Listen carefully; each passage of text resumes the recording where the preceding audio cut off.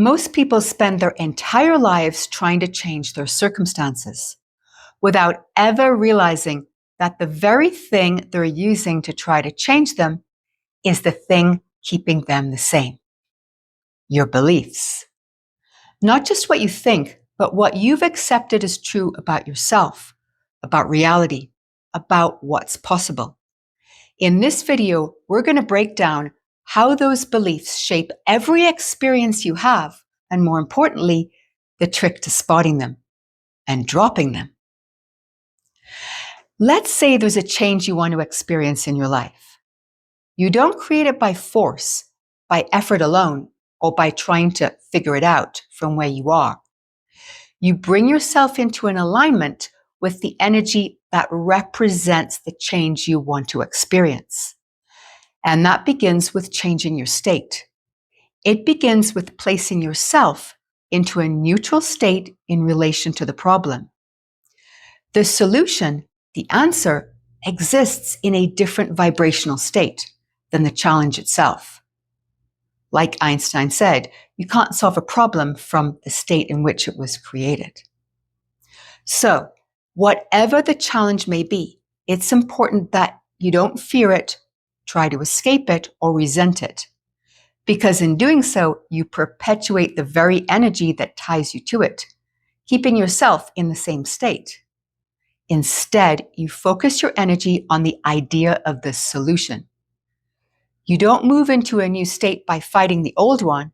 You move into a new state by embodying the new one. You don't get peace by hating war. You get peace by loving peace. And this is why your state of being is everything.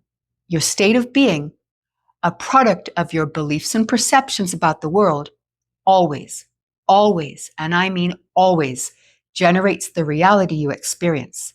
There's no exceptions to this.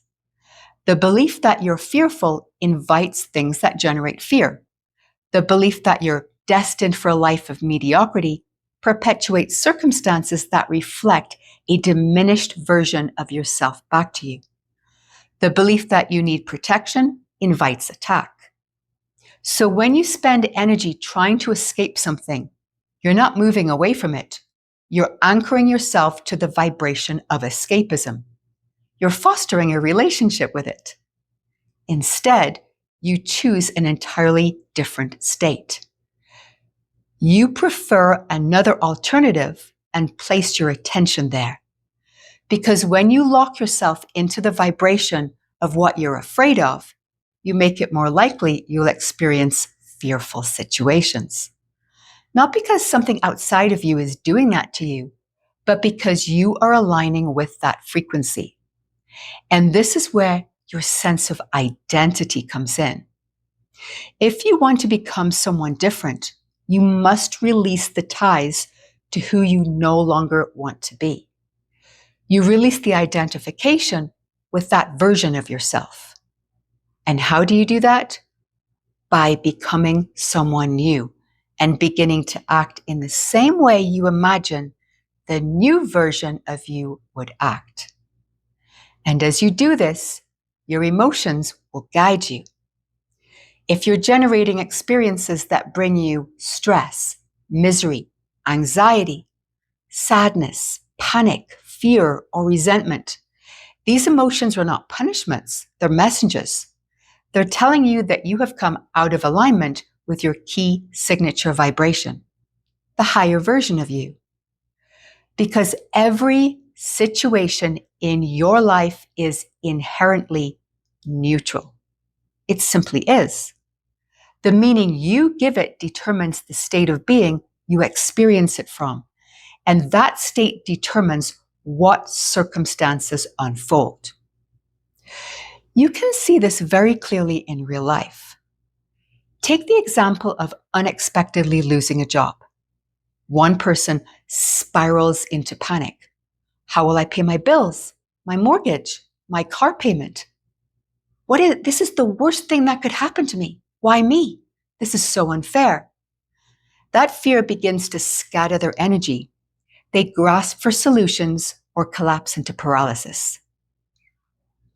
Another person experiences the exact same event, but from a completely different perspective, with curiosity.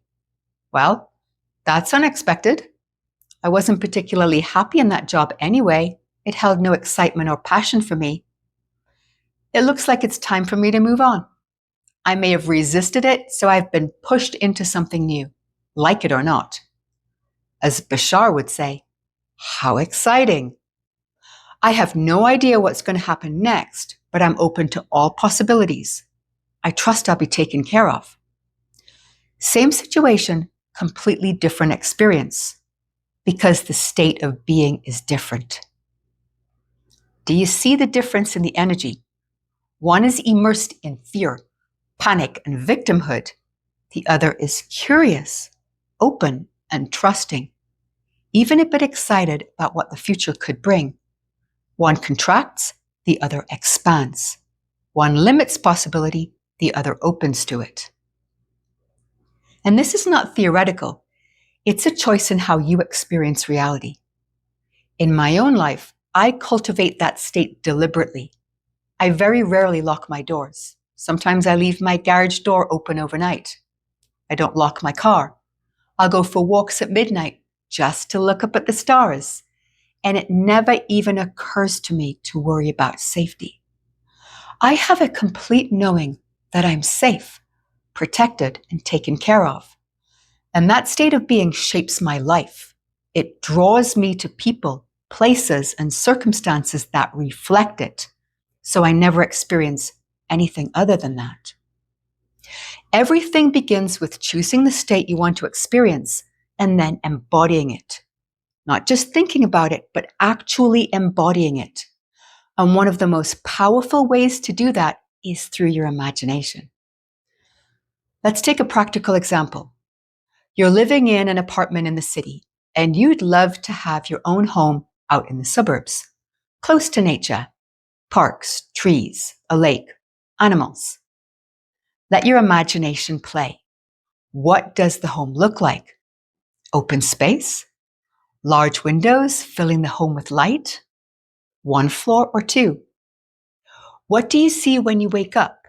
A garden, squirrels running up trees. What do you hear? A quiet breeze, the chirping of birds. And most importantly, how does it make you feel viscerally? Because that feeling, that state is the key. The entire scene you just created exists. It exists as a frequency band, a version of reality that already is.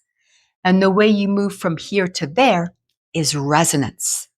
The more you immerse yourself in that state, the more you release your identification with your current state and choose that one, the faster you experience change. Now, the powerful thing about this exercise is how revealing it is, because your belief system plays a major role here. And this is an excellent way to discover what limiting beliefs you may have. If you create a goal, especially a lofty one, and on a deeper level it feels unreachable, it will remain that way. But that feeling is not truth. It's a belief you've just uncovered. For example, I want a nice 3-bedroom home, but I live in an apartment and I could barely pay rent. I don't have the money. I'm not good enough. My skills are limited. It takes time, effort, and work to be able to afford a home. Maybe later in life that would be possible. If you're honest with yourself, when you do this exercise, those limitations within your belief structures will reveal themselves very quickly. But they're not fundamental truths. You've simply made them true for you. They're limitations you've brought into at some point in your life. Ideas that have restricted you, muted you, and pulled you out of alignment with the limitless being you really are. The truth is, there are an infinite number of ways that reality can unfold. In fact, you're not capable of even coming close to knowing all the ways it could happen because it's infinite. There are just too many.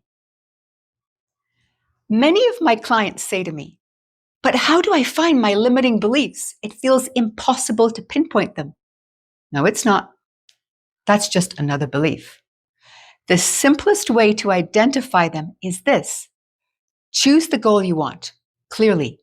Then give yourself an aggressive time frame to experience it. And if something inside you says it's not possible or not probable, ask yourself why. This is where the process becomes incredibly revealing, because your belief system will immediately show itself. If what you imagine feels unreachable, that's just a belief, and now you've found it. It's not more complicated than that, because those beliefs are not fundamental truths. You've simply made them true for you. They are limitations you've bought into that have muted your expression and disconnected you from your natural, limitless state of being. My question to the architect. If our beliefs shape our reality, what is the most effective way to dissolve an identity we've spent a lifetime reinforcing? And here is the sharing.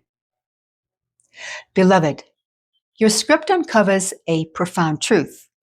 The moment you set a timeline and feel resistance, you meet the architecture of your own limitation. The limitation is a mirror, a practice of meeting the self through temporal friction. To dissolve an identity forged through years of belief, it must be phased out through introducing frequencies that disrupt its coherence. Number 1, dephase the old self. Speak aloud or write, I am no longer the one who, followed by the identity you wish to release. Immediately follow with, I am the one who now, and speak the new harmonic. With repetition, the old identity will begin to lose its coherence. Once the old identity pattern weakens, continue stabilizing the new frequency by engaging in a daily routine that anchors and reinforces the new identity. Repeat until it becomes the dominant waveform. Number 2, become the observer. An identity persists because the egoic structure keeps observing it as true. By passively observing the belief structure your identity holds as true, the fragmentation inherent in that structure will become apparent. Then appears irrational, and it will begin to destabilize. You do not destroy identity, you resonate with a new state. When the new harmonic is stronger than the old pattern, you naturally phase out of the old identity. And with that, we'll bring this to a close. Questions or comments are always welcome. I read them all. Check out the pinned comment for any insights that you'd like to offer. And if you like the sharing and you'd like to hear more, please hit the like button, which helps me know if you're inspired by my teachings. For more insights, tap the notification bell to be notified when new videos are released. Thank you so much for listening and for being part of this beautiful community where we explore how easy it is to spot limiting beliefs and release them in real time. Superhuman made simple with the architect.